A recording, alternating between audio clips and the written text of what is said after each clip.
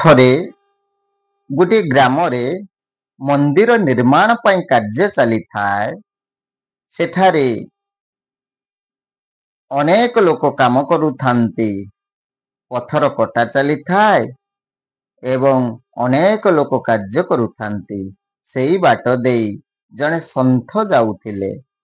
ପଥର କାଟୁଥିବା ବ୍ୟକ୍ତିଙ୍କୁ ସନ୍ଥ ପଚାରିଲେ, ତୁମେ ଏଠାରେ କଣ କରୁଛ? କାମ କରି ଝାଳନାଳ ହୋଇଥିବା ବ୍ୟକ୍ତି ଜଣକ କହିଲେ, ଆପଣ କଣ ଦେଖିପାରୁନାହାନ୍ତି? ମୁଁ କଣ କରୁଛି? ପଥର କାଟୁଛି ପରା। ସନ୍ଥ କହିଲେ, ଏମିତି କେତେ ପଥର କାଟିବ ଯେ ତୁମ ହାତ ପାପୁଲି ଫୋଟକା ହୋଇଗଲାଣି। ହେଲେ କଣ ପାଇଁ ଏ ପଥର କାଟୁଛ? ମୂଲିଆ ଜଣକ ରାଗି ଯାଇ କହିଲେ, ମୋତେ ଏଥିରୁ କଣ ମିଳିବ? କେତେ ପଥର କଟା ହବ, କୋଉଠି ଲାଗିବ, କଣ ହବ, ମୁଁ ଏଥିରୁ କଣ ପାଇବି? ମୂଲ ଲାଗି ପେଟ ପୋଷିବା ମୋର କାମ। ଆପଣଙ୍କ ସହିତ ଅଯଥା କଥାବାର୍ତ୍ତା ହୋଇ ମୋର ଲାଭ କଣ? ଆପଣ ଆପଣଙ୍କ ବାଟରେ ଯାଆନ୍ତୁ। ସନ୍ଥ ଜଣକ ଆଉ 2 ପାଦ ଯାଇ ଦ୍ୱିତୀୟ ମୂଲିଆ ଜଣକୁ ଏକା ପ୍ରଶ୍ନ କଲେ। ଦ୍ୱିତୀୟ ମୂଲିଆ ଜଣକ କହିଲେ, ମୁଁ ଏଠାରେ ପରିଶ୍ରମ କରି ମୋର ପରିବାର ପାଇଁ ଖାଦ୍ୟ ଯୋଗାଡ଼ କରୁଛି। ସେଥିପାଇଁ ମୋତେ 8 ଘଣ୍ଟା କାମ କରିବାକୁ ପଡ଼ିବ।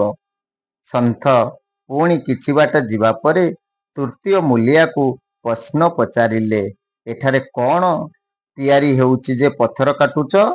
ମୂଲିଆ ଜଣକ ଉତ୍ତର ଦେଲେ, ମୁଁ ଶୁଣୁଛି ମନ୍ଦିରଟିଏ ତିଆରି ହେବ।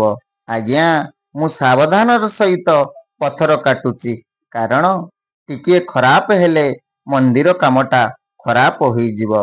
ସନ୍ଥ ଟିକେ ରହିଯାଇ ପୁଣି ପ୍ରଶ୍ନ କଲେ, ଏହି କାମରେ ତୁମେ କେତେ ଦିନ ନିୟୋଜିତ ରହିବ?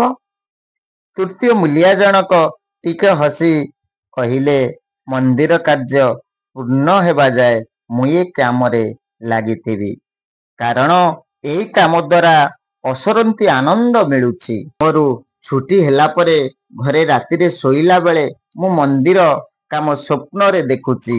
ଏଇ କଥା ଶୁଣି ସନ୍ଥ ମୁରୁକି ହସିଲେ, ଆଗକୁ ଚାଲିଲେ।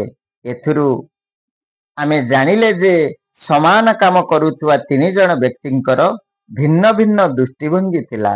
ପ୍ରଥମ ଓ ଦ୍ୱିତୀୟ ଜଣଙ୍କ ମୂଲିଆଙ୍କର ଟଙ୍କା ରୋଜଗାର କରି ପରିବାର ପୋଷିବା ଗୁରୁତ୍ୱ ଦେଉଥିଲେ, କିନ୍ତୁ ତୃତୀୟ ବ୍ୟକ୍ତି ଜଣକ କାମ ଉପରେ ବିଶେଷ ଗୁରୁତ୍ୱ ଦେଉଥିଲେ।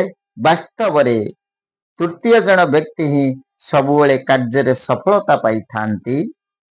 ତେଣୁ କଥାରେ ଅଛି, ଫଳ ପ୍ରାପ୍ତି ଆଶା ନ ରଖି ମନରେ କାମ କରି ଚାଲ। ମନ ଲଗେଇ ଦେଖିବ, ଅଚିରେ କାମଟି ତୁମର ଯାଇଅଛି ନିଶ୍ଚୟ ସଫଳ ହୋଇ।